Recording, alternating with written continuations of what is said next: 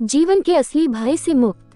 Hindi short stories with. एक गांव में एक श्याम नाम का नौजवान रहता था। उसने अपने जीवन में कुछ करने की ठानी और उसने सोचा, अगर मुझे जीवन में कुछ बड़ा करना है तो मैं क्या करूं।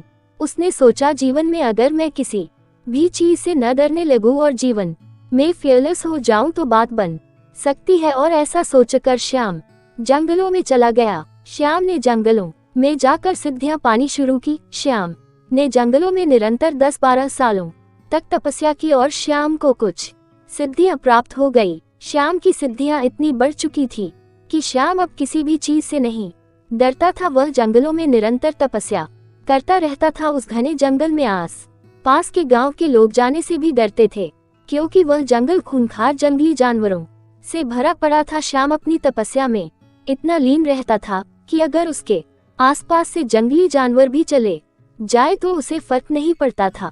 श्याम महीनों हफ्तों एक जगह पर बैठकर तपस्या किया करता था। श्याम के शरीर पर सांप भी चलने लगे, फिर भी उसके रोंगटे खड़े नहीं होते थे। कुछ समय बीतने लगी और आसपास के गांव तथा शहर में श्याम के बड़े चर्चे होने लगे। अब श्याम को बहुत ज्ञानी संत समझने लग गया। बाबा श्याम से मिलने के लिए दूर दूर से लोग आने लगे। तभी एक युवक को बाबा श्याम के बारे में पता चला।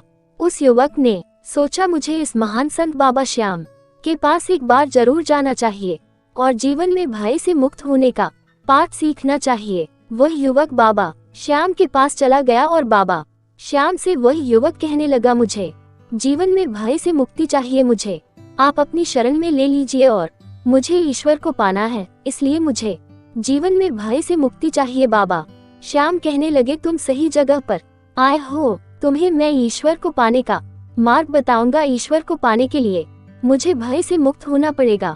बाबा श्याम कहने लगे, मुझे किसी भी चीज से भय नहीं होता। और बाबा श्याम उस युवक को समझा रहे थे।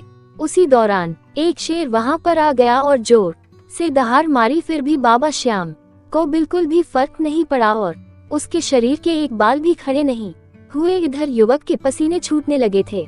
बाबा श्याम ने कहा, देखा, मुझे भय से आजादी मिल चुकी है। युवक कुछ देर शांत था। बाबा श्याम ने उस युवक की हालत देखी और अपनी कुटिया से उस युवक के लिए पानी लाने चले गए। जहां पर बाबा श्याम तपस्या करते थे, वहीं पर उस युवक ने एक धार्मिक ग्रंथ के कुछ मंत्र लिख दिए। जब बाबा श्याम कुटिया के बाहर आए तब वह अपने स्थान पर बैठने वाले थे। तभी उसने अपने पैर उस चट्टान पर रखना चाहा, लेकिन वहां पर मंत्र लिखे हुए थे। उसने अपने पैर